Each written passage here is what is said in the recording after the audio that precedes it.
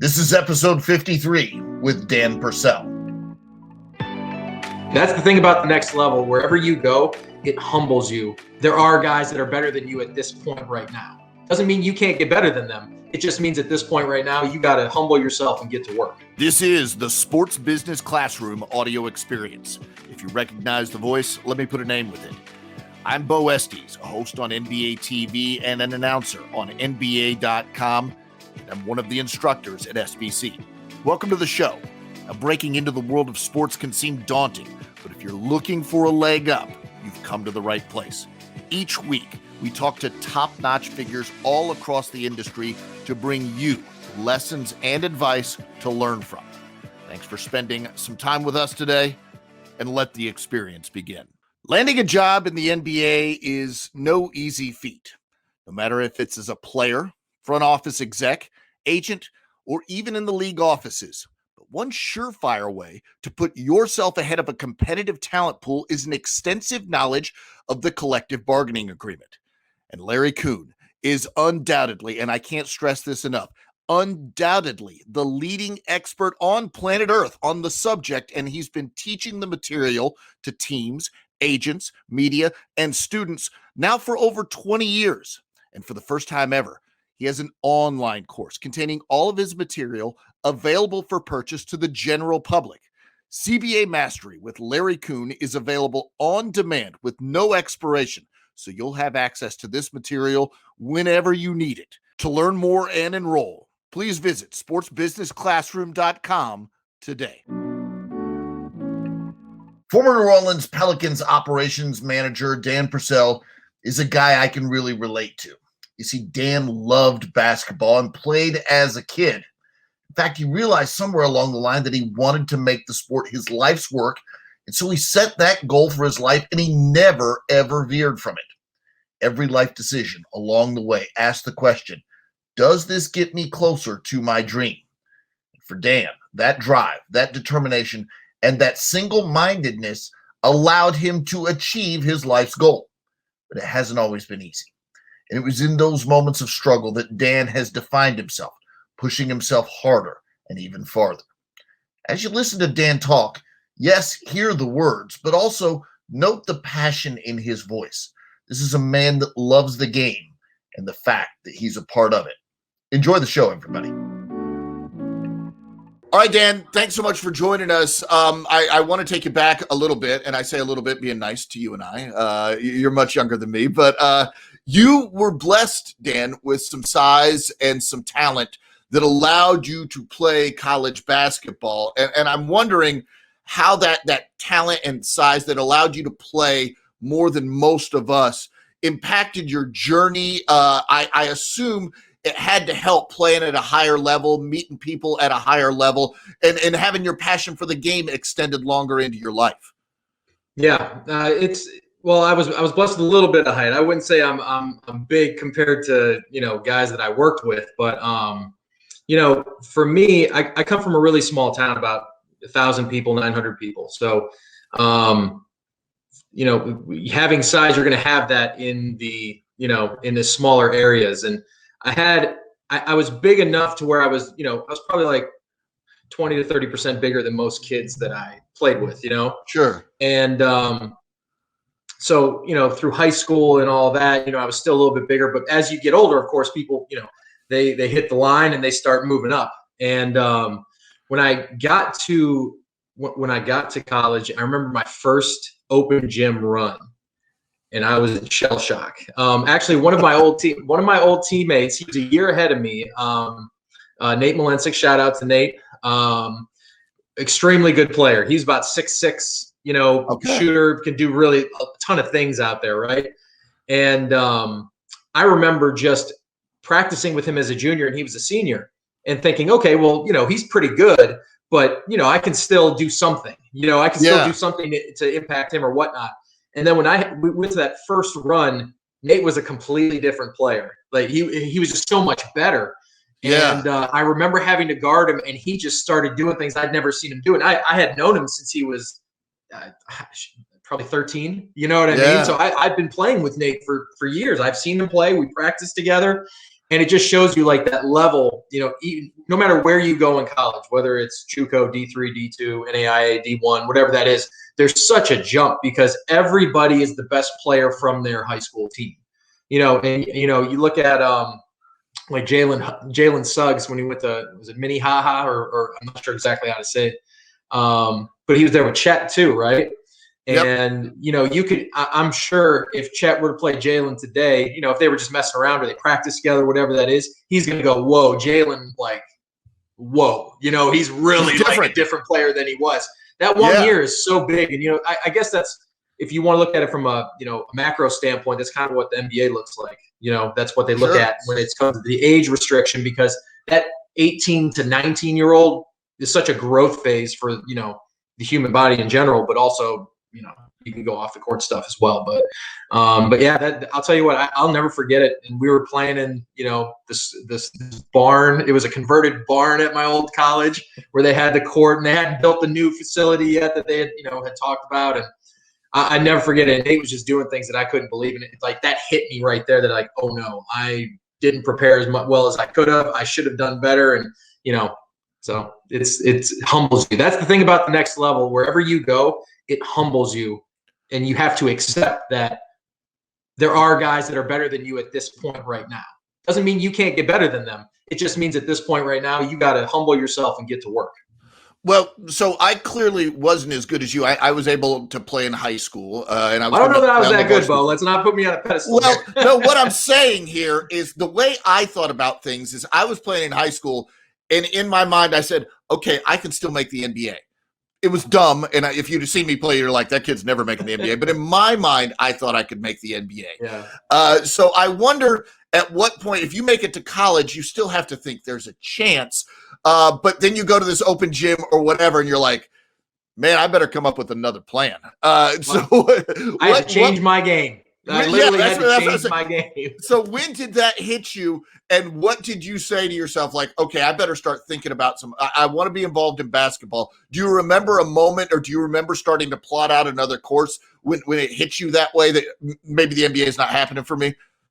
I already knew. I'll be honest with you. I had some really good coaches in high school who were really they were real people. You know what I mean? They were real guys, and they didn't say things to make you feel good. They said things that you needed to hear, and the truth had to come out, and they were nice people. It wasn't like they were disrespectful or anything, but they were honest with you. And, and if you have some honesty about yourself as well, you'll learn that, okay, I'm watching, and, I grew up in Cleveland. So LeBron is a year younger than me.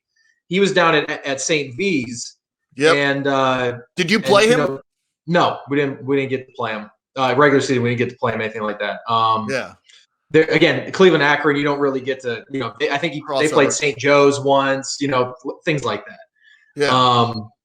But they were totally different area. But still, it's it's an hour and a half from hour and 15. So the news was out on LeBron, and they had Romeo and they had all those guys.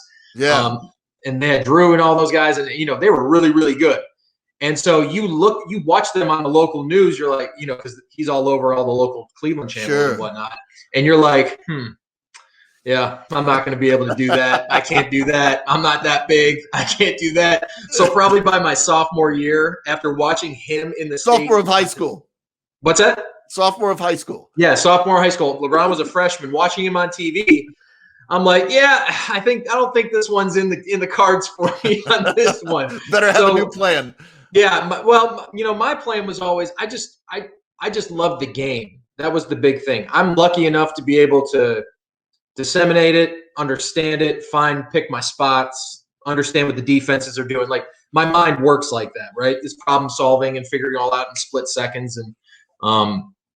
And once I realized that I didn't have this freak athletic ability, hardly any athletic ability at all, honestly, I said, okay, what do I need to do? How do I need to work? What do I have to do? And I was just like, at the end of the day, I just wanted to be really good at Berkshire High School where I went. I'm like, I want to be really good here. I want people to appreciate that I work my butt off, that, even if I don't turn out to be the best player, I'll be honest with you, I probably wasn't even the best player on my high school team. There was another guy he could have been an All-American, Division II, Division III player that, he decided to go a different route. But I just wanted people at my high school at Berkshire to know that I gave them everything that I had, and I appreciated them for always supporting me. And that, honestly, that really drove me. Was the community support so good there, and it's so many good people. Like, I don't know, I just felt like I had a duty to do the best that I could for them. If that makes sense. Their investment can push you back too. It can make you push harder too, right? Yeah, and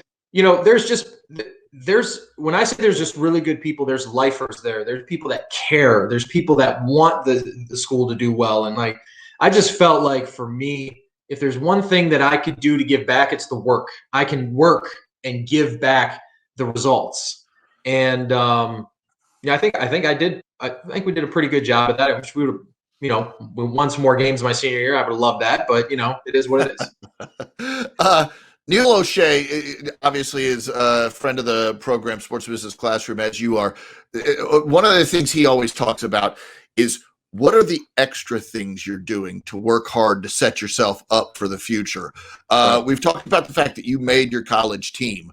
So you're a college basketball player. What are you doing? As I imagine you're sort of like a sponge. You're trying to like learn everything you can about the business. So when your playing days are over, you have a plan going forward. Tell me about those days in college, what you were trying to do to set yourself up for the future.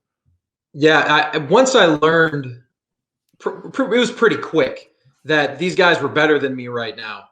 I'm thinking to myself, okay, what's my plan A, B, and C?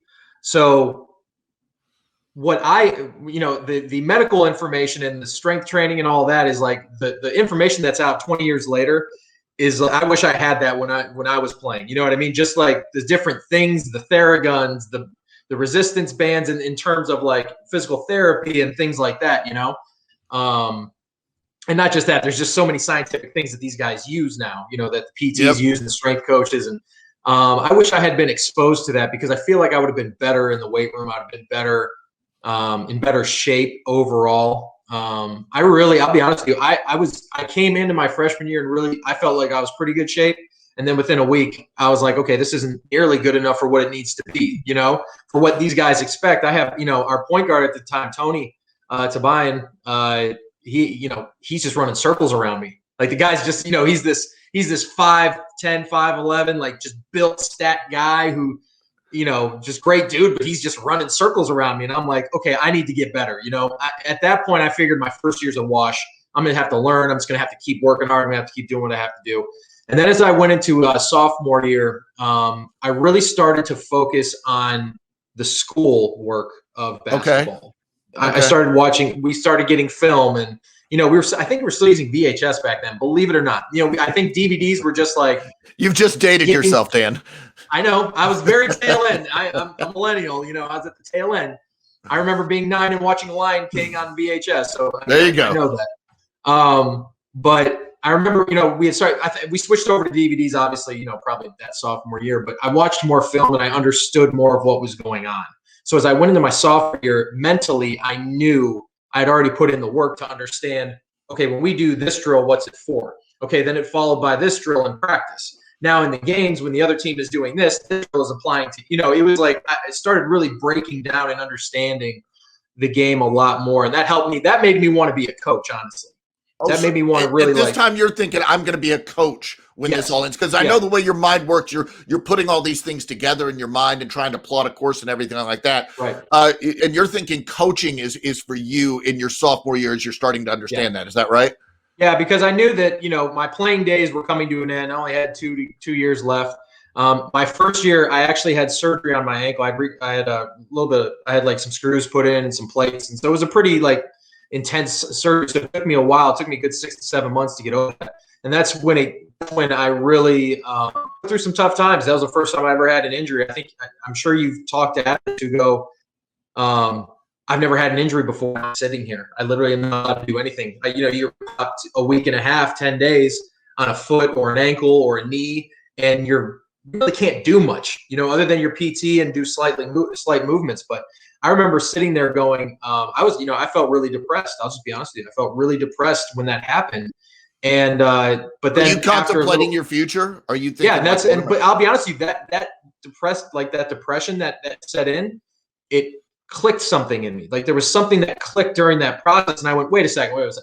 I understand I'm laid up pretty much for 6 months. I can't play. Well, what am I going to do to get better? How can I get better? And that's where I started watching film. I really started diving deep into the NBA at that point. I was always a fan of the NBA. I was a fan. I was a I got to work with Danny Ferry in New Orleans, and I'm a fanboy. Danny Ferry fanboy over here because Mr. Cleveland himself, was I got to actually work with him, which was amazing. It was an amazing thing. But growing up, I was always going to Richfield Coliseum. I was watching Danny play. I was watching Mark Price. All those guys. Brad Daugherty was amazing before his back injury. I'm sure you remember that, Bo. I mean, Brad was just an amazing player. Yeah, he was terrific. Yeah, so I was watching those guys, as a kid, and, it was just more of like, hey, I love it. I love going to the games. I was 10, 11 years old, whatever that is. And then I started really watching the games. I think that's when maybe that's the time TNT really started moving into primetime games. I think that was like 2003, 2004. Again, you would know better than me, but I just remember it moved over from TBS to TNT pretty much exclusively then. Yeah. Right. That's what I mean. So they started having a set schedule of games, and you were always could really just watch the game. And I remember doing that. I think I was watching Philly and I want to say Philadelphia and the Lakers in the regular season. I remember watching Monty Williams. I think Monty hit a game-winning shot or something like that at the end of that game, whatever. Yeah. But I just remember how intense that game was. It was a regular season game.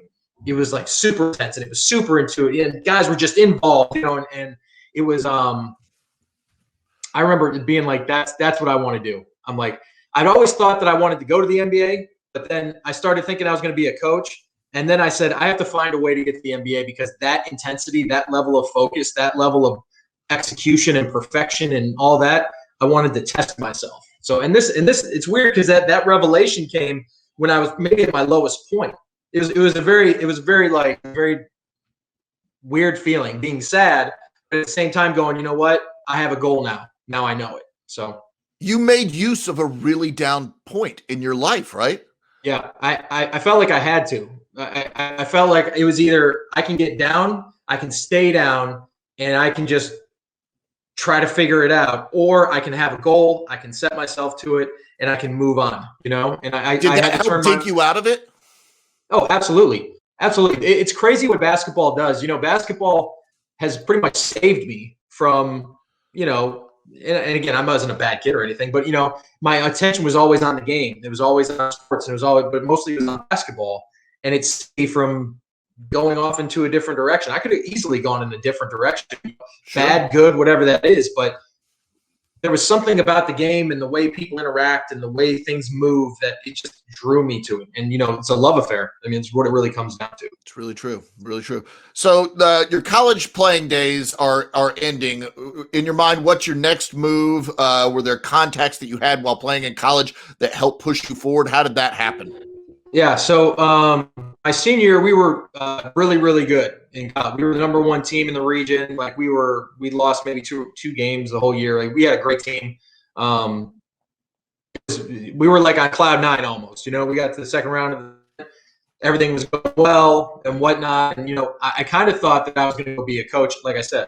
And there's a lot of local Division III schools, Case Western, Otterbein, Ohio Wesleyan. In Ohio, there's that huge three schools, and I had just gotten to know a lot of them, and I thought I was actually on my way to Case Western to be like a assistant there with Sean McDonough back. He was the coach back then. Todd McGinnis is now the head coach at Case, and he was the assistant at Case at the time. So Todd and I worked together for a little while, and then I actually got an offer from the National Basketball Academy about November maybe of that year. We had just started up the season at Case.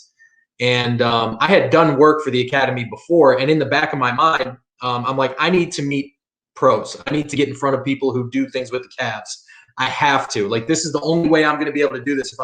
I felt like if I was sitting at home or going to D3 games, which is not like, it's okay with me. I'm all right with that. But for my goals that I had set for me 4 years earlier, I was like, I need to get in front of NBA people. I need to find a way. I don't care what it is. And the National Basketball Academy, at that time, they did Cavs youth camps. So players would come. They would have, announcers, they would have cheerleader, dancers, the dance teams, the whole thing. Yeah. The whole, the mascot would come, they would have the whole kit and caboodle. It was like a week-long thing. And I remember going, okay, this is my end. This is what I have to do. And because you're so goal-oriented, you see Cavs are going to be there. I need to be there. Yeah. And it didn't matter who was there from the Cavs, by the way. I want to make sure it didn't have to be Danny Ferry at the time, or, it didn't have to, this was 2006, 7, whatever that is.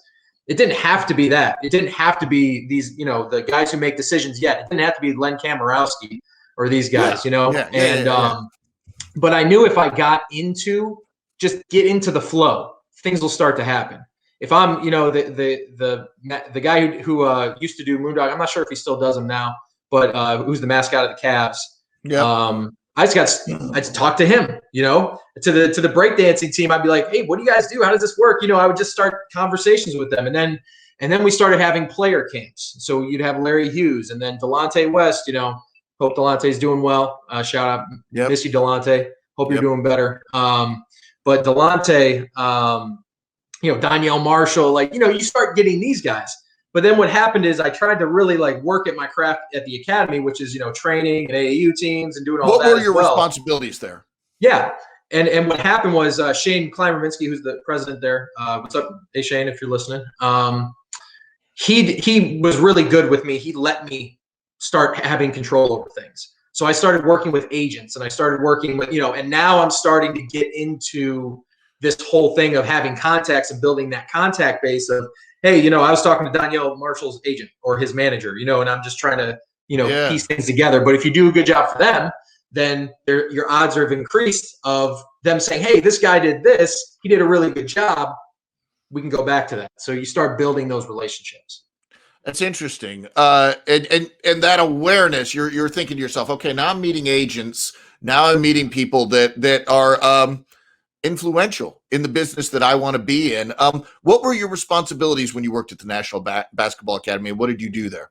So the core of the business is individual and group training. So like skills training, you know what I mean? So it's basketball. It's like, how you have in the NBA, you have player development coaches. Yep. So it's the same exact concept, but it's high school, college, elementary, you can all the way down to like 5-year-olds. I used to do So you're also coaching too. Yeah. Oh, that's pretty much what it is. It's coaching 24/7. It's a beautiful thing. And so you're doing camps, you're doing clinics, you're doing AAU teams. I think we had one of the biggest AAU programs in Ohio. So I would coach 2 to 3 teams every AAU season. And I would go from the 4th graders who they were pretty good. Michael Potter was on that team. Oh, wow. Michael Potter from Wisconsin. Yeah. Michael was on one of those teams. Was he good then? Oh yeah, he was really good. Makes sense. I still think he's pretty good. I think he's pretty good. So, but you went from the 4th and a 5th grade team, and then I'd also be coaching the 8th graders, and then the 10th graders. And you would have all this movement, and then sometimes I would coach the girls teams on top of it, which it's totally different experience in the sense that the way that the game operates is just different. And I thought it was great for my skills as a basketball coach because you have to adjust. So it was coaching 24/7. But then while I'm doing that, I'm trying to build my contact list. I just try to be in front of anybody that I can, Yeah. And so you're doing this, you're building your contact list. How did your first opportunity with the NBA arrive? How did that happen? So I actually had moved down to New Orleans because the academy had signed a deal with the then New Orleans Hornets. They were the then Hornets. Yep. And then my boss at the time, Shane, he asked if I wanted to go to New Orleans, and I was itching to get out of Cleveland. I was 25. I just didn't feel like I needed to. Just try something else. I just wanted to do something else, and I jumped on it.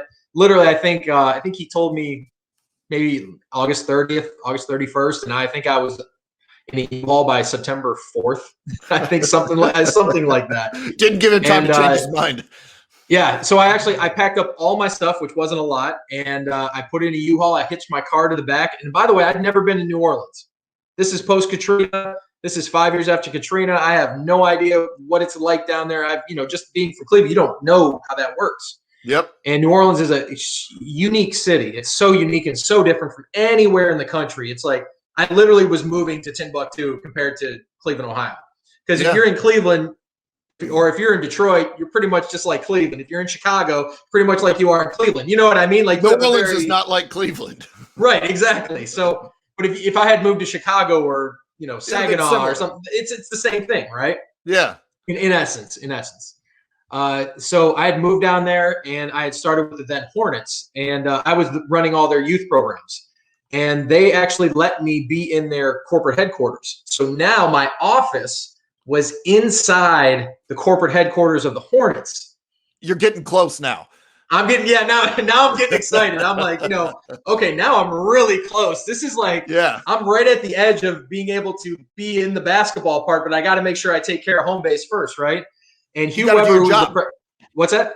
You got to do your job. Well, not only that, I have to do it really well because it's first impression.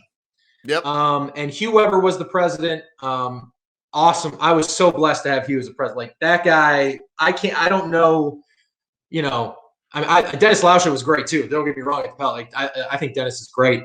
But like Hugh was just so welcoming, and I was new, and it was just a really good, scenario. And then Matt Biggers, who now works at Colorado, I think, he was my kind of direct contact. He was the VP of marketing. So Matt and I had a great relationship. I had a great relationship with Hugh, and now we're just starting. I got lucky that it clicked with Hugh and Matt. Like it clicked. We all clicked together, and everybody was so welcoming and so warm there. It was so awesome. And then just I really try to hit the ground running with the camps and the clinics and trying to make sure that they're taken care of. And then once my first actual interaction with the basketball side was when Monty got hired. Okay. That summer. We did the Monty Williams basketball clinic. And if you're going to do a Hornets basketball clinic, who is the guy that you go to get it done, right? Me. Yeah. And, I kind of pushed Hugh and Matt a little bit, said, hey, Coach Williams would be amazing. I don't know if you've interacted with Monty or whatnot, but amazing communicator. Like, he's like the epitome of what you want as a camp director in somebody that's he's got a great energy to me, just a great energy. But he's involved and he cares. Like there's a difference between that and somebody who just shows up for an hour or two, which there's nothing wrong with that. I want to make sure there's nothing wrong with that. But he's just next level, and it's a good next level. And so I was saying to, I just kept hammering, hey, we should do this. It's just 1 week. I'm sure Monty would love to do this. Like he has kids, they're basketball age, all this stuff. So we were fortunate enough to where Coach, agreed to do it. And I'll be honest with you, that was my first, that was my really first being in charge fully. Everything fell on me. I had been building up to this moment, and I think we did a good job with it. I think you did, because we did it next year too. But did you recognize that this is a big moment for you? Yes, 100%. Because Monty was hired, and he immediately, you can tell that his presence is just, he has a magnetic presence. Like he just, he has such something you can't teach. You're born with this presence, right? Yeah. And I knew at that moment, I said, okay, I need to do everything I can to make sure that not only he feels good about what's going on, but that every kid and every camper feels good about it, right? And I think we did a good job. It took, I'll be honest with you, it took me about an hour to get Monty to understand him. But once I understood him, it was all systems go, and we were flying. And I think he had a great time, and I know the kids had a great time. We had 100 and some odd kids in there just at the Ilario Center, and it was just packed. And the kids were it was maybe the best camp I've ever been involved in, just because everybody was in tune, everybody was involved, everybody was it was really, really cool. But that was my big knock it out of the park in your big opportunity. Yeah, I think I did. Did you realize it at the time that you did a great? No. Like, did you? When you never realized it at the time. Oh, you didn't. I don't know. You didn't. Go ahead. I'm just saying, are you your own worst critic? You're like, I don't know, maybe not. I don't. I mean, I think that's human. I think that's human nature to go, man, I could have done this better, because you're not perfect. Anything you do is not perfect. I don't care what anybody says in the business world. If you graduated from Harvard with honors, you messed up at some point on the way. Don't sit here and tell me you didn't, Yeah. And I would think about, I should have said this, or I could have done that. I think it's human nature. I think that's human nature. But ultimately, overall, I think he had a really good feeling for it. I think he was happy with it. I think he felt like the kids got a lot out of it. And that was the most important part, was that the kids, that was, I think maybe that's what it was. It was my focus was on them, and it wasn't on him. And I think he appreciated that I wasn't trying to that the focus was wrong, because it's a camp. It's a youth camp. It's about the kids that are there. And I think he understood that, and he realized that, like, I'm here to help, and I just want these kids to have a great experience, and that's what it is. So when does the transition happen from you working with the Hornets, later the Pelicans, to you're working for the Hornets, later the Pelicans? Yeah, so I have to give a little backstory here, because it's not all, smooth as is. So I was still doing AAU teams and, individual training and things like that with the academy in New Orleans. And Dell Demps had been hired as the, I think he had the title of GM at the time. And he had a younger son, Riley. Riley was in, I want to say 5th grade back then. Yep. And I had been working with another kid at Newman. Riley went to Newman. And I was working with another kid who was pretty good at Newman. And, his dad was kind of like, hey, Dell Demps just got hired and his kid's going to Newman. We should get him in these training sessions too. And I'm like, yes. And Please. It wasn't the first time that I had somebody who played in the NBA and who knew the game more than me. Like I had experience with that already. So I was like, yeah, come on, let's go. We can at least get better. We can at least work hard and get better. And so I drew a relationship with his wife, Anita, who's still like, she's one of the most influential people in my life. I wish I could say how much she means to me, because it's like she's done so much just for my confidence and understanding situations and things like that just over the years. We spent a lot of time together. Wow. And she's an amazing person. If you ever get to talk to her, you're going to have like one of the best conversations, most likely. But I built a relationship with Riley. I built a relationship with Dell's wife, and just ultimately, I finally got in front of Dell, because ultimately, since we had an AAU team now with Riley, Dell ultimately was going to come watch games and things like that, and pick his brain. So he was kind enough to let me pick his brain and say, well, when you do this, and he would also give me feedback, even when I didn't ask for it. He would still give me feedback, and that built our relationship, because I think he saw that I was open to it. That I was open to. I'm not some guy who knows everything and I'm going to sit here and tell you exactly how we're going to do things. It's like, the guy's smarter than me. It's what it just came down to. I mean, I was 27 years old. He's played in the NBA for 5-6 years, played overseas for, his career span 12 years. He knows more than me. So you should be absorbing the information, right? That should be your role. Yeah. So I think he saw that I was humble enough to, take the criticism, and I was able to take it without getting beat up about it. I wasn't getting beat up. I was taking it as constructive and then applying it and putting it into my game plans. So that relationship just built up. And then ultimately I started asking him, hey, what can I do to get into the NBA? Hey, after we had built a relationship a little bit, what can I do? Where can I go? Who can I help to just start the process? And he gave me some names over like Impact in Vegas, people like that, which I ultimately did do. But he also got me in touch with Bryson Graham, who was the video coordinator at the time. He was Coach Monty's video coordinator. Bryson's now the assistant GM of the Pelicans, one of my best friends. And but I started literally as a video intern. I just kind of emailed him and said, how can I help you? What can I do? And the Hornets were going through that ownership transition.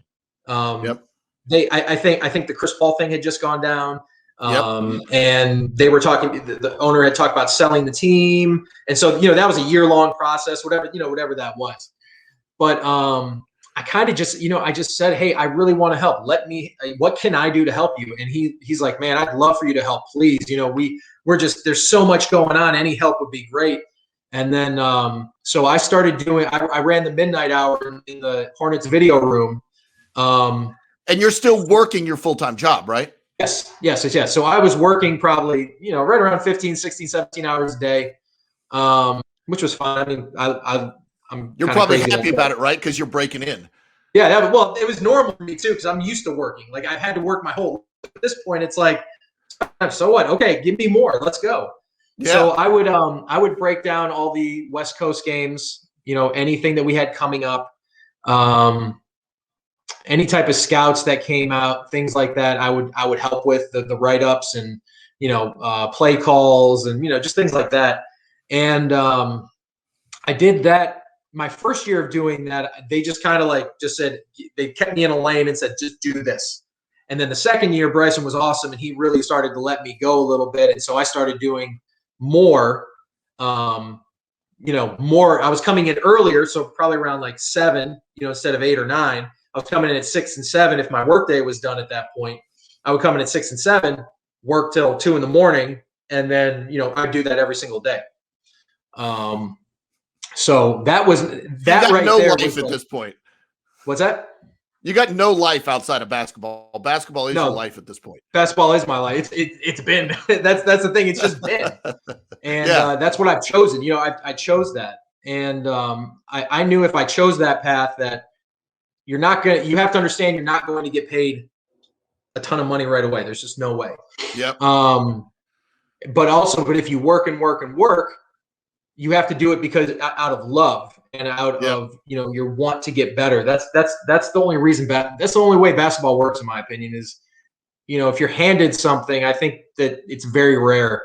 Like if you even look at LeBron, he hasn't been handed anything. Like he works. You know what I mean? That guy has his PT on him all day, every day, making sure he's right. He's in. Anybody who says they don't work and they just showed up and everything was good, it's not the right situation, at least for me. I think he's a testament to hard work as much Absolutely. as it's obvious that he is just born with as many gifts as anybody. Sure. It's his hard work that keeps him there. It's something he shares obviously with Michael Jordan. I think they're both just work obsessed and perfection obsessed. And they were both given great talent, which puts them at the top. Yeah, I agree. And that, I guess that's what I was trying to draw the parallel to. It's that same want to be, the want. Yeah. You don't have to have God's given talent to want to do something. If you want something bad enough, you got to work. Like it's in my opinion, you just have to work. If you don't, did your parents teach you that? Where did you get that from? Honestly, my parents were hard workers. There's no doubt about it. They were hard workers. They didn't, they were not like, I don't know how to say this. My dad was in every game, but he wasn't a coach. He's one of those, Gotcha. He's that guy. He knows the game, but he doesn't know it in depth. It's one of those two things. And so it was kind of taking what he had showed me that, hey, this guy's good. He does this well. He does this well. But, my dad can't break down a game film for you, but he could see what was going on. And so I wanted to build on that. And then just honestly, as a kid, I just realized, if I don't work, I think where the work ethic came from was my fear of failure. I didn't want to fail. That's interesting. I'm so definitely afraid of failing. I'm just getting anxious just thinking about even failing. To this day. I mean, you've accomplished a lot. To this day, you still fear that? Oh, absolutely. I feel I'm literally getting anxious right now thinking about failing because it's it's so ingrained in me. I just, when I feel like I've let people down or I feel like I failed at something, it really affects me. So my mind is always, I need to work out of this. I have to work, to get out of the hole that either I made a mistake or maybe I didn't work diligently enough or I didn't focus hard enough or it wasn't something that I wanted to do. So I didn't do it to my best ability. I'm still human and that happens, and that fear is always the kicker. It's the kicker, go, go, go. It's the same thing in fatherhood too. I don't want to fail at fatherhood. And I'm always, definitely afraid of that. I've always thought, and maybe you can relate to this. I've always thought if I screw up, I don't want it to be because I didn't try hard enough. Absolutely. I want that to be taken care of. So if it's something else, it's something else. But at least I did everything I could, if that makes sense. Absolutely. Max effort. That's what you're talking about. At least I did everything I could and I didn't compromise. I didn't say I couldn't. I didn't say I can't. I literally went out and just did it. And if cards don't fall and they don't fall, you know what? At least I did it. At least I gave it everything I had. Yeah, you can sleep at night that way. Really. Well, but also don't forget, failure gives experience, right? Yeah. You learn from your failures and you build experience from failure. So can you think of something off the top of your head, like something that you failed at that you feel like you've learned from? Oh, good Lord. You're getting upset now. Getting deep here. No, Is I it would easy say, to even think of? yeah. There's like 5 things I can think of. One that pops out to me is actually when I was playing in college. I feel like I failed my teammates based Wow. upon like my physical conditioning. That was something Wow. that like that I wish I could go back, and if there's one thing I could go back on, it's working harder on my speed and strength throughout my whole career. My senior year, I was way better. Like I had worked the whole off season. I was doing speed strength 3-4 times a week. Like I was, I was in shape. The whole 9 yards. Yeah. But I wish I would have been in better shape for them and been better Interesting. for them. Yeah. It's amazing that that's the first thing you think of, something that's, that far back, but it hits you still. That's that's the thing. They're my family still. I mean, even though we don't Yeah. talk every day and all that, we're always Because you went through those experiences, man. We went through a lot together, Yeah. and it's But that's, I mean, just to give an example, that's something that even in my guts wrenching right now, just thinking about it, I could have done better, Yeah. and that's something that sits with me. You know what? You've had an experience throughout your career that I have not had as much. And Dave Dufour and I talk about it like a lot. There's nothing like being a part of a team. There's nothing like that feeling of like group investment, group work. And whether you're playing in college like you were, or whether you're working for the Pelicans, like everybody's committed to this same darn thing of winning, Right. and trying your best. And I think you've at least got to experience that, and there must be a reward in that. Yeah, I mean, when we swept Portland, I'll never forget. We swept Portland in the first round, and then we were going to play Golden State, game 1.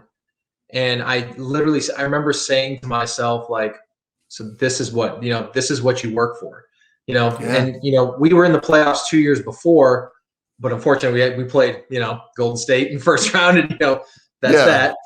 And that was the first time I got a playoff win. I was part of a playoff win, and I went, wow, this makes you. It's like I guess like sugar or candy, you just like a want little more high. and more and more and more and more, and you get addicted to it. And I wish we would have had more success. I wish we would have had more, playoff series wins and whatnot. But just getting that taste was like, oh my God, this is what I do it for. I remember coming in the next year being like, I have a brand new.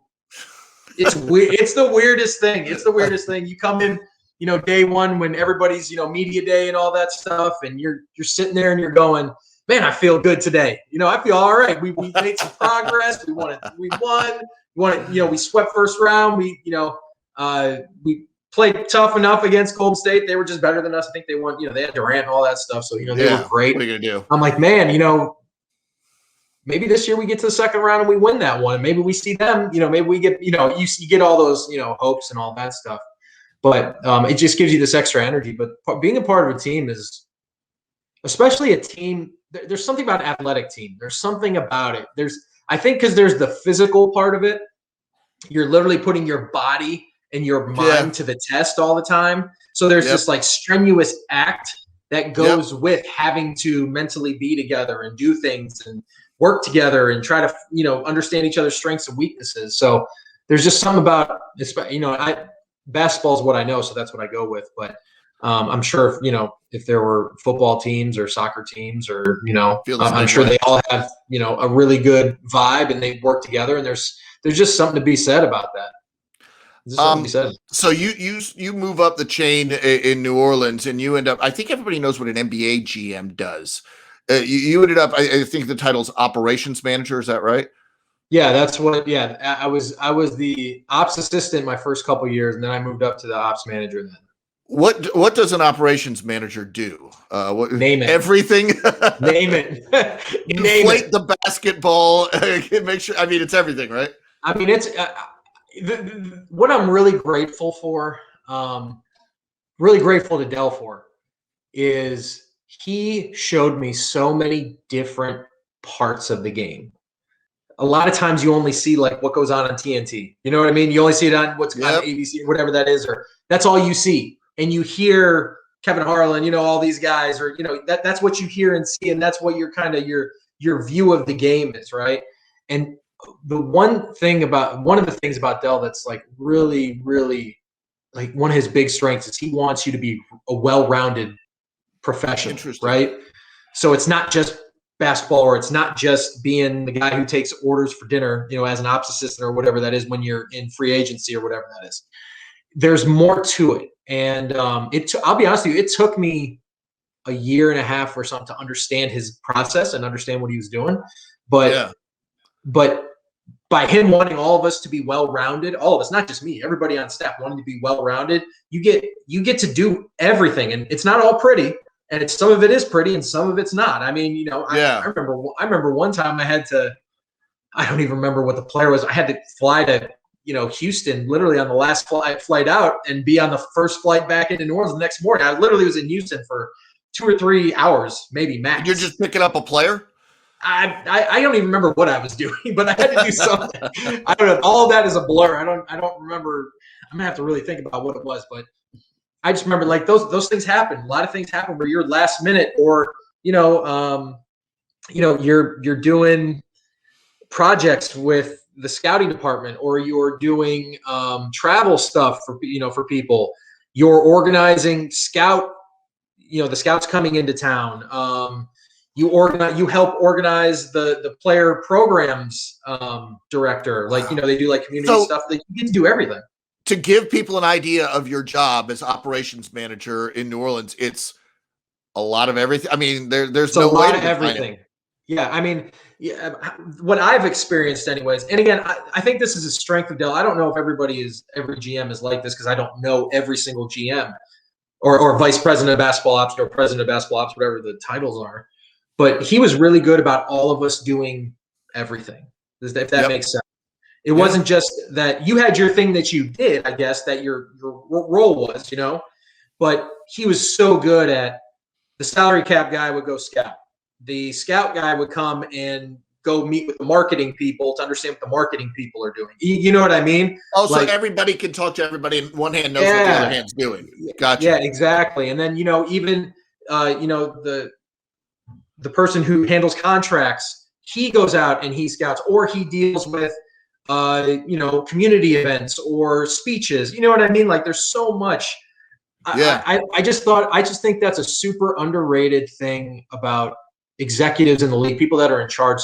And again, I don't know them all, but I felt like that was a real strength of Dell's. And I'm really appreciative of him, because he showed me so many things that I don't know I would have gotten in any other capacity. I'm going to ask you a question, and I feel like the answer is going to be a lot here, but I'm going to ask it anyway. What did you learn in that role? Patience. Oh, okay. Patience. Really? Why is that? If you're not, we're here to serve your boss, or whoever's in charge. You're there to serve them because they hired you, because they feel like you can help them in any way that they need, or a certain way that they need. And I'll be honest, like, I didn't accept the role sometimes because I was so focused on it's a double-edged sword, goals, being really headstrong about goals, and being really headstrong about, I've worked so hard to get here, I can't let it slip out of my fingers type thing. That sometimes, and I understand this now, obviously, but I wasn't as patient and as understanding as I needed to be. I was such in a rush all the time. Yep. And I was moving so fast all the time that I sometimes lost the moment. Does that make sense? No, it does. Lost the moment that I needed to stay in. And so over my 10 years there, I just gradually got more patient and patient and patient. And Monty once told me that I'd rather have to say whoa than have to say go, or whatever they say to the horse, as you need him to go on the wagon. And so I was always the guy, you didn't have to tell me to go, I was gone already. But what that is, as you get into it more, there's just like in the game, there's a pace that it's at. Yep. And it took me a while to understand the pace, and I wish I had been more patient with the pace in my first couple years. Full time. You were sprinting everywhere, all the time sprinting. Yeah, and not just sprinting, just not being in the moment. not understanding what that particular person is talking to me and saying, I wish I would have been more patient and listened better. Because it was crazy, because I listened so much in my life, and then it's so excited, and I had so much juice, and I was like, I was almost overwhelmed. I almost overwhelmed myself that I didn't listen better, that I didn't listen to the moment and listen to what the people were saying to me, rather than me already thinking about the next thing to say. So, I got you. Do you understand what I'm saying? It's like I was already totally thinking of the next thing to say, and they hadn't finished their sentence yet. Does that make sense? And you could better react to what they're saying if you're paying attention to them rather than focus on what you're saying. Yeah, if I was patient, if I was more patient, if I had taken a deep breath and gone, okay. But I was so focused on going and showing that I can go and work that I sometimes lost the moment. And I got better as I went. I was going to say, older. Did you recognize that and improve yourself in that? You did? Okay. Yeah, probably about 3.5, 4 years in, I had made some, like, I mean, like everybody does, I make mistakes. It's human nature. Yeah, sure. But I remember that they weren't mistakes that just happened. They were because I wasn't listening. Does that make sense? Yeah. So since I wasn't listening, I made the mistake. And if I was just patient and I had just listened a fraction of a second more, that mistake would have been gone. Does that make sense? So in your mind, the way you correct is you say, I recognize that I'm making a mistake, and it's because of a consistent problem I have. So I want to address that consistent problem. Is that right? Exactly. Yep. And how did you become aware of that? What's that? How did you become aware of that? Just like self-reflection, sort of? I made a couple mistakes. I had some people that were mad at me. But also, I think self-awareness is big. Self-awareness. You got to have self-awareness. I just think that one thing that a lot of people lack is the ability to look themselves in the mirror and say, and be real, not, my beard is too thick or my hair is too thin or, nothing like that. What I'm talking about is look at yourself in the mirror and say, you know what? I'm messing up. I'm the one making the problem. I'm the one not listening. I'm not executing correctly. I'm not working hard enough. I think sometimes there's people out there that blame everyone else for their issues, or they blame the situation. It wasn't right for me. It wasn't this. It wasn't that. And I'm just one of those people that I think, what could I have done different? Only thing I can control is what I do. How could I have done better? How do I do better moving forward? I think just that you have to literally take responsibility for your actions. I think some of that, it's hard to say. I think some of that is age, at least with me. Setting aside pride, I'm the one that is invested in my own personal narrative. So I feel like I have to be right. If you can strip away some of your own pride and say, okay, I'm flawed. I've screwed up here in the past, and this is me that's screwing up. I can make the situation better if I change my behavior before asking anybody else to change their behavior. And that's something. Oh, absolutely. I agree with you fully. I think it's a great point. And, that's something that I try to address to when we talk to like SBC students and whatnot. Yeah. I mean, a lot of guys ask me, what's your biggest, mistake, or what's your biggest, triumph, or, a lot of people ask me that. And I always try to come back to self-awareness, and as a scout too, like that's the thing about the transition of understanding self-awareness.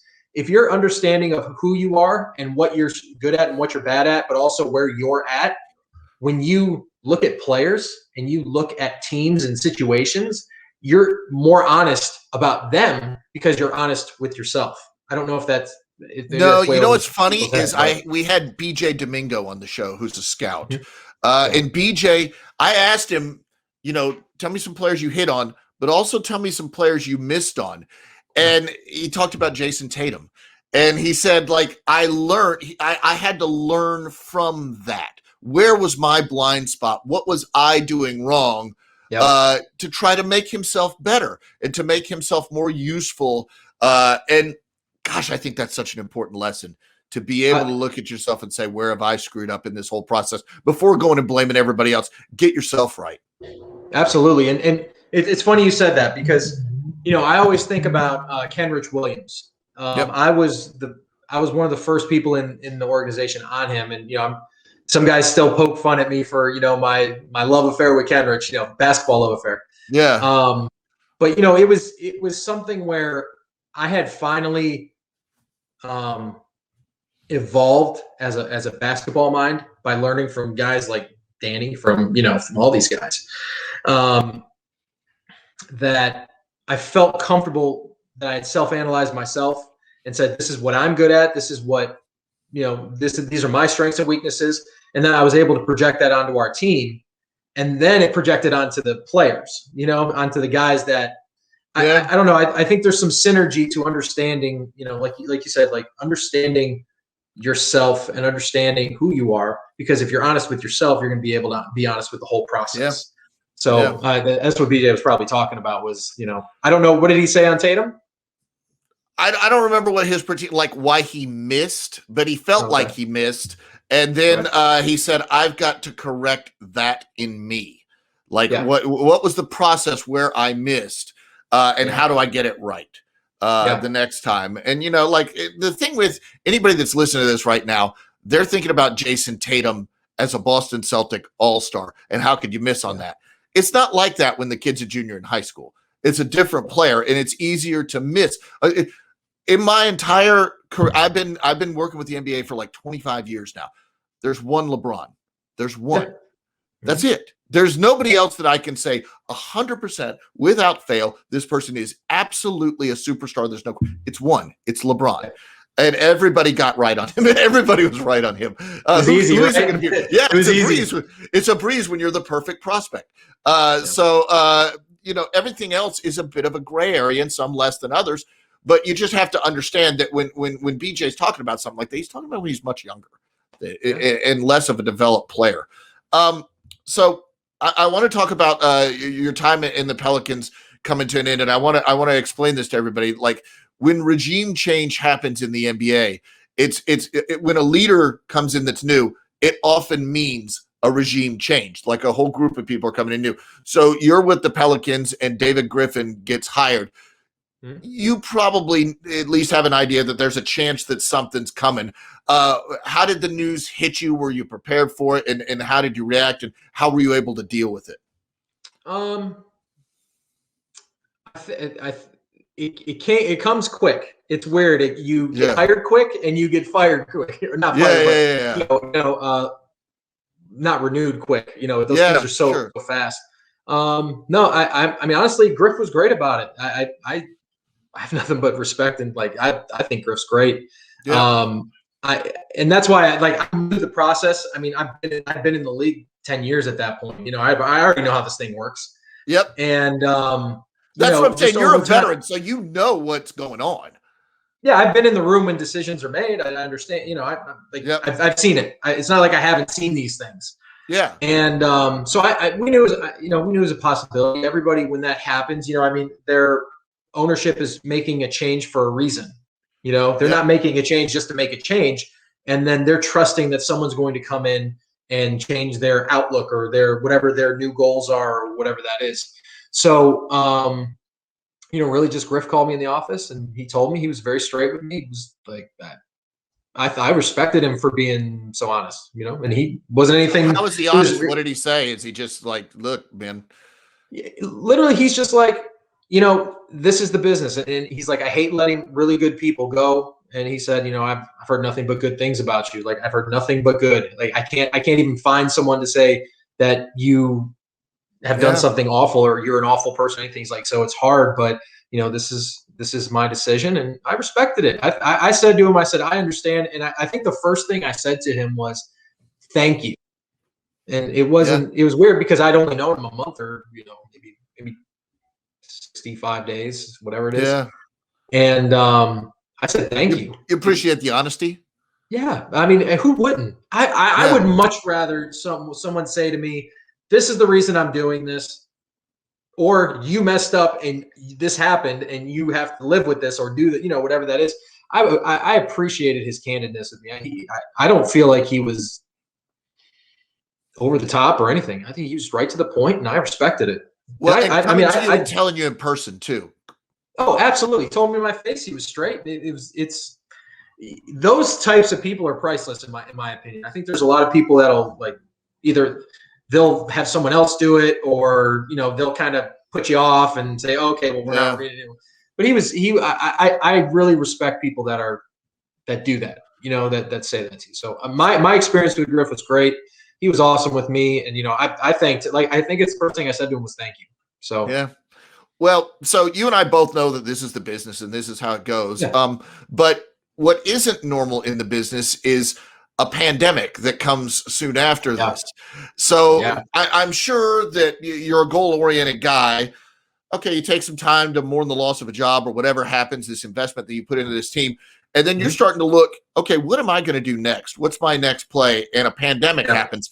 How are you using your time? What are you doing during all this time? Because I know you probably saying to yourself, well, I got to plan my next move. Yeah. Well, I thought after that summer that I had at least some momentum, that I would have, I have all these years, but again, it's a job market. So there's only X amount of jobs that open, and there's only X amount of teams that have offerings, and you got to make, it's just how the business is.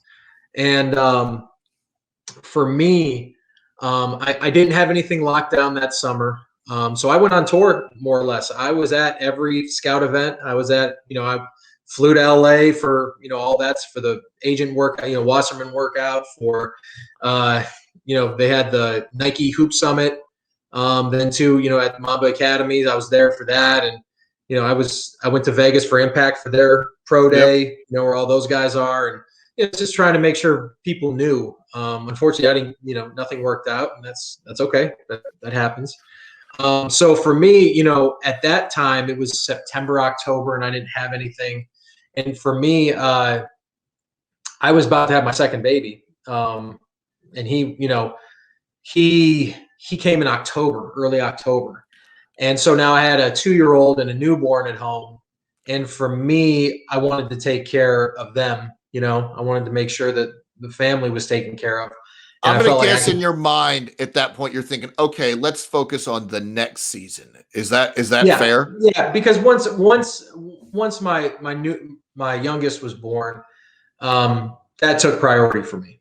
Yeah, sure. One thing that I didn't get to do with my oldest one, I was gone a lot. You don't get that. You don't get to spend on the time last flight out to Houston, right? Yeah. That was actually before him, but still, I was on the road a lot. I was on the road a lot my last couple of years.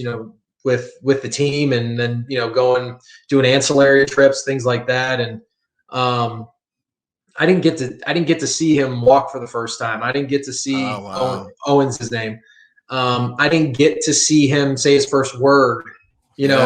Those types of things. Like, I know it may be not important to some, but that's important to me. Sure. And I just felt like it was a really good opportunity for me to be able to experience those things, at least with Austin, my 2-year-old. Yeah. And be home and help Jess, and try to be the best father I could, because I felt like that was the most important thing I could do at the time. Yeah. And then pandemic hits and everything shuts down, and you're like, okay. Yeah. It was, I'll tell you what, you want to talk about toughest parts of someone's life? Try having a 4-month-old in the middle of a pandemic. I can't imagine. I don't know if anybody who's listening has kids, but you know what I'm talking about. Being up at 3:30 every day, and 3:30 a.m. Yeah. and going to bed at, you don't go to bed until midnight 1, so you get a couple hours, and then they're up, and then it was tough. That was, I think, honestly, that process right there was being able to do that and being able to experience that made me a better person. And that's just me trying to look inside myself, but better person in the sense that for the first time in 10 years, it wasn't about me. It wasn't about my travel schedule. It wasn't about the games. It wasn't about 41 home dates. It wasn't, it wasn't about that. It was about them. It's about, about the family. And, I just think it helped me grow as a human. Honestly, I really do. It was, and it's been crazy. It's been, and now he's walking and he's starting to talk and climbing on chairs, and, you get to actually see that process. It's beautiful. And it humbles you. There's a duality here, Dan. I bet that you are itching to get back out there and work again, but also treasuring this time at home with your family and kids. At the same time, I bet both are happening. It's beautiful. It's a beautiful thing to be able to have that. But yeah, I got the itch now. You don't go, I've been doing basketball full time since I was 12. I've been playing or whatever that is. And,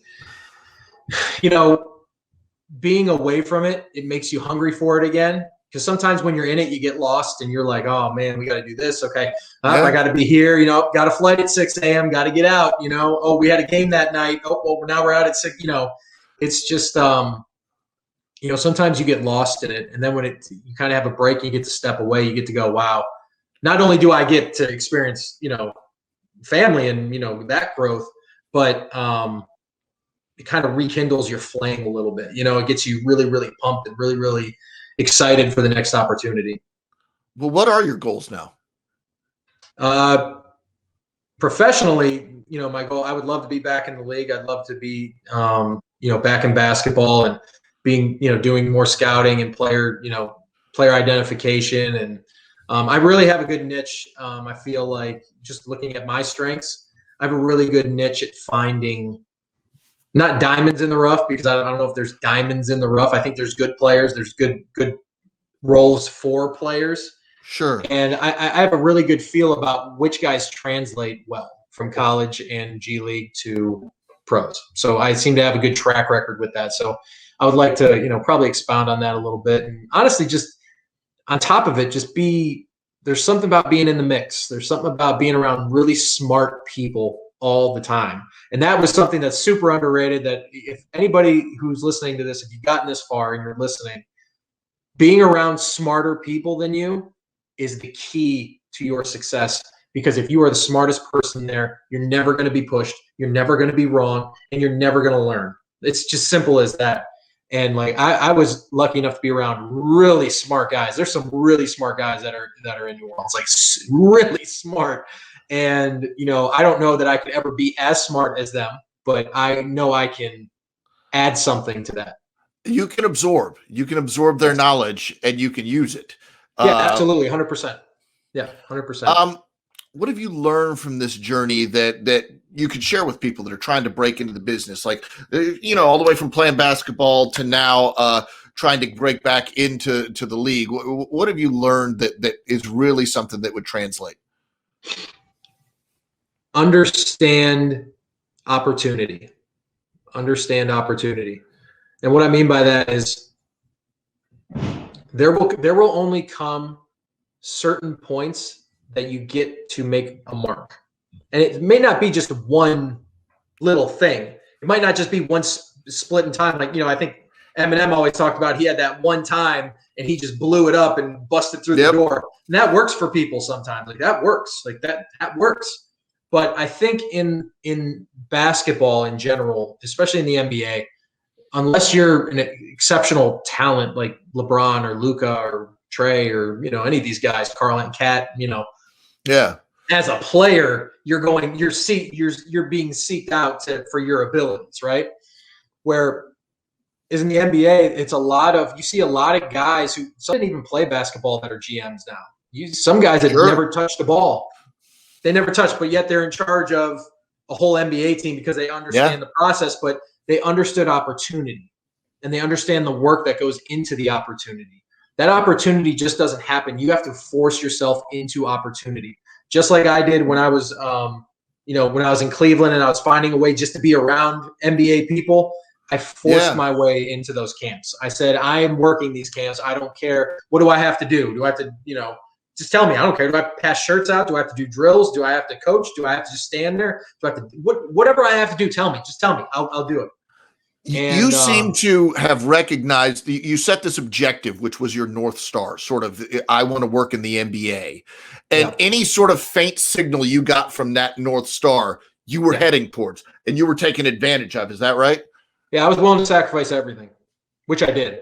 I sacrificed everything. I moved down to New Orleans in a U-Haul. I sacrificed everything for it. Yeah. And that if you really love something, you will do that. It's simple. I don't care what anybody says. And you may fail. I want to make sure I tell people you will fail. You may fail. Not you will. You may. You may fail. You may just go, I moved all the way out here. I spent all this money, all my time. I'm away from my family. I'm doing this, I'm doing that. And I didn't get it. So now what? I think that's the now what question is your pivot point, and that's your opportunity, in my opinion. You know what? I feel like I can say this, and maybe you can too. Once you have failed and once you felt it, it's not the worst thing in the world. You can bounce back from it. You really can. You can learn from it, and you can bounce back from it. That's the key. We're all going to experience failure, and we're all going to have that feeling, that gut feeling. But I remember what you said about when you were injured. All of a sudden, how can I make this an opportunity? I think that's the mindset you have to have. Yeah, and it took me. I'll be honest with you. It took me about 3 weeks post-op to understand that. I'll be honest with you. I laid in bed in my dorm, ate Cheetos, ate ice cream, chocolate, fried food, fast food. I easily gained, probably 10 pounds in those 3 weeks. Easily. Like I was in such a place where food was the only thing I felt like I could. I'm being kind of candid here, but but like there was that moment about 3 weeks in, I remember I was sitting in there and I was watching. I think it was that game I was watching, and I was like, I got to do something. This isn't me. This isn't who I am. This isn't what I stand for. This is not what I signed up. What I signed up for myself. For me. So it was one of those things where I kind of had to step up and be, grow up, because you're 18 years old. I'm like, I got to grow up. Like this isn't what I signed up for. This isn't how I'm going to treat the situation. This isn't what I would do in this situation. Yeah. Well, last question for you. What do you use for motivation? What motivates you? Is it anything you read or reference regularly? What is it? I said before, the fear of failure. 100%. I'm getting anxious again just thinking about it, but it literally is in me. I literally am like seizing up right now thinking about failing people, failing, my kids, failing things I could have done different when I was at the Pels, the things when I could have done in college. Like the fear of failure is what I pick up to it, and it's like I don't know what it is. It just has a hold of me. I can't handle that feeling. It's funny. It feels like you're Indiana Jones and failure's that giant rock chasing you out of the cave. Yes. I never thought of that way. That's actually a great analogy. That's literally what it is. I'm Harrison Ford running out of the temple, and that rock is literally on my foot, and I'm just like, it's one of those things. I literally am getting anxious just thinking about it. Well, I really am. Let me give you some perspective. You've already succeeded, man. You've already succeeded. I mean, I appreciate that. Not everybody gets to where you've gotten. It really is true. It's really true. So you've beat the rock back, but I imagine you've got some kids that look up to you that you want to succeed more for. And I bet that pushes you too. Absolutely. The fear of failing, just failing them too. I mean, that's anybody who has kids knows there's something different happens to you. I don't know. I can't explain it. I don't know what it is. It's there, and it's maybe I'm getting too deep for the podcast. I don't know. You can't get too deep. It's impossible to get too deep. I don't know if everybody's on the other end going, "Oh, this is really deep." Good. I hope so. Well, look, man, we appreciate your time and your insights and everything like that. And more importantly, we can't wait to see what's next. And when you do take your next big step, we're stealing an hour of your time. I know you're going to be busy, absolutely. But we're stealing an hour of your time. Okay. Absolutely. I'd love it. I appreciate you, Bo. I appreciate SBC. You guys have been great to me, and I appreciate, being able to help influence young people. I think it's great. Thanks so much, buddy. Get back to those kids and that family. Okay. Thanks, Bo. Appreciate you. See you, man. All right. Thanks so much to Dan Purcell for joining us on the show. And thanks to you for listening. Remember, once again, we need you to like and subscribe to the podcast. Give us a rating. And as always, if you want to give me direct feedback or you want to suggest a guest, you have a question, whatever, get in touch with me on Twitter. I'm at NBA Bo. That's NBABEAU. And you can get in touch the Sports Business Classroom directly at Sports Biz Class, also on Twitter. Thanks for listening, everybody.